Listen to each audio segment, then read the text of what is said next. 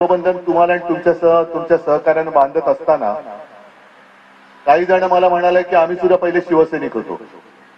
मग आता तुम्हाला सगळ्यांना शिवसैनिक होतात आणि शिवसेना सोडल्याबद्दल शिक्षा तर झाली पाहिजे आणि ती वसंतरावनं पण झाली पाहिजे, हो की नाही?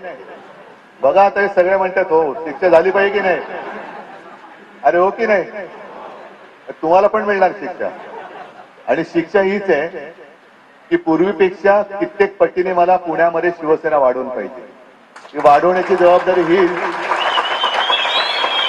शिक्षा हा गमतीशीर शब्द आहे, तो तसा या अर्थाने घेऊ नका, पण ही जबाबदारी म्हणून घ्या। कारण जरी पुण्यातनं तुम्ही आला असलात तरी गेल्या कालच्या लोकसभा निवडणुकीने महाराष्ट्राने नाही म्हटलं तरी देशाला एक दिशा दाखवलेली।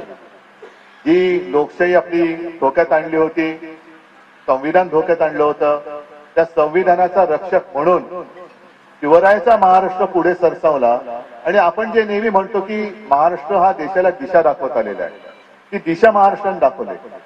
आता ती होती ही लोकशाहीची आणि देशाच्या संविधानाच्या रक्षणाची होती। आताची लढाई जी होणार आहे ती गद्दारी, खोकेबाजी आणि लाचारीच्या विरुद्धची लढाई होणार आहे।